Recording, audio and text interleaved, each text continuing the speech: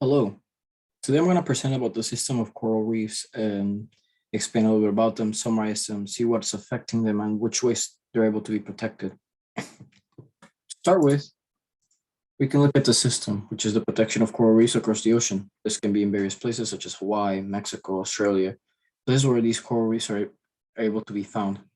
as well as the social innovation in order to protect them from various pollutants as well as us humans. This can be such as the creation of the Coral Reef Alliance, which is a foundation which focuses on the protection of the systems by various means. This is by their scientific research and data that they provide from these reefs, as well as the ones that they make in order to educate the masses, as well as the community engagement that they do with the various communities that live near these coral reefs in order to protect them by cleaning them, as well as finding other ways that they can be used. Start, we can look at the 5 R's framework. We can look at the before systematic innovation, where only 3 roles can be found, which is the corporations and individuals, the nation's governments, as well as the coral reefs and marine life. This brings in various resources such as marine life, the physical damages to coral reefs, as well as the introduction of direct or indirect pollutants, with other rules such as the amount of pollution that is allowed in the ocean by a nation's governments, the various regulations and laws that they have for the protection of these reefs, which are very minimal, which lead later to the various results, which are mainly negative, such as the decrease of marine life, the decrease of coral reef protection, the increase of overall ocean pollution, as well as the increased life added to the endangered species list, which goes in hand with the decrease of marine life. Nevertheless, once we implement this systematic innovation, this being the Coral Reef Alliance, we're able to find new resources as well as some previous ones too, such as marine life, still indirect or direct pollutants, education and scientific studies, donations provided by people, as well as the partnerships with local communities and companies that this alliance helps provide. From this role, it's once implemented, they're able to connect and create new relationships between all these roles, which are more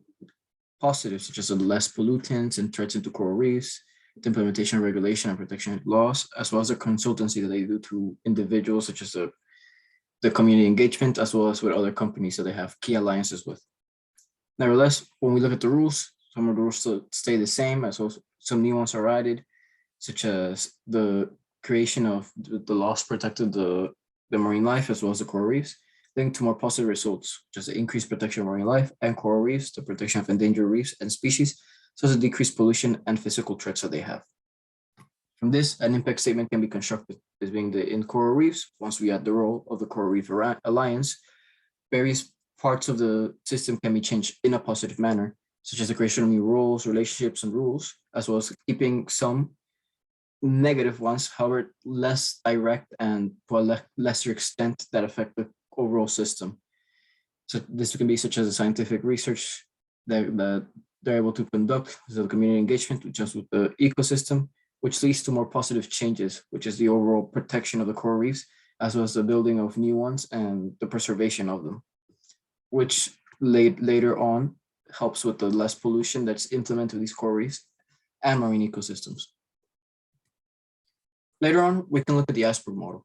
This Iceberg model can start with the events, starting at the top of the iceberg,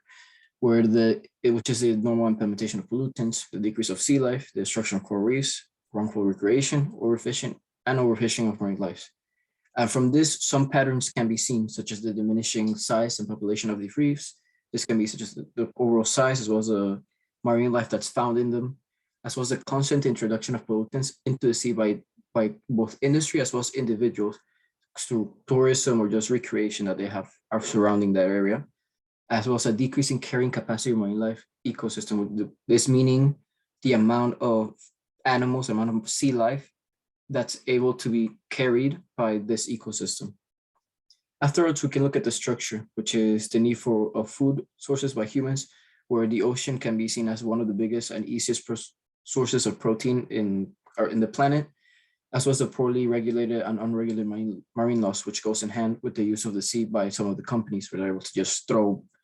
garbage away, as well as use it for various different reasons in order to cut spending, as well as increase their profits. And finally, what drives all of this is the mental models. which is two main ones, such as the ocean is efficient and makes jobs easier as it is vast, going in hand with the polluting and recreation that companies and individuals do, as well as the ocean is one of the largest supplier of protein through fish, which it is true, and therefore sometimes leads to overfishing and wrongful fishing techniques that can directly or sometimes indirectly affect coral reefs through physical or just polluting coral reefs. Next, we can look at the leverage points of this system, going from the least important ones to the more important ones that can help change the system and improve the overall outcome of it. Starting with the implementation of regulation and taxes due to the introduction of toxic pollutants into ecosystems, and pieces of material, so the structure of material stocks and flows, which can be at times difficult to accomplish due to the connections that you need with the government, as well as the other systems that go in hand with this. Next, the creation of scientific data and information that allows people to access and observe, which later helps educate these people, as well as local communities that the Coral Reef Alliance works with. And they're able to change the information that comes in and out of coral reefs that can later help the system. Next, the top two ones are the goal of the system, which is the change in use of coral reefs and marine ecosystems from our food sources, tourism, or an industry to a protected environment, which is the design, which later connects with intent, which is the most important one, which is the changing of mindset of paradigms that the system rises out of, which is the changing of mindset that the surrounding coral reefs and marine ecosystems are tourist attractions or used for industry, and they're more an environment. They're a place where these marine species live, and they use for their constant life, and they need to be preserved. Finally, we can look at the system archetypes. Start with, we can look at the limits to success, where once you clean coral reefs, more scientific research can be conducted linked to more community engagement and education. Nevertheless, once these coral reefs are cleaned, they can use it more for tourist attractions. However, these tourist attractions later lead to the dirtiness of them and the pollution of these coral reefs, needing the use of cleaning teams. Therefore, there's limits to success. They're not able to fully clean or protect these coral reefs, as it is continuously being affected by tourism or just industry in general. And finally, successful. This can be very common, especially in the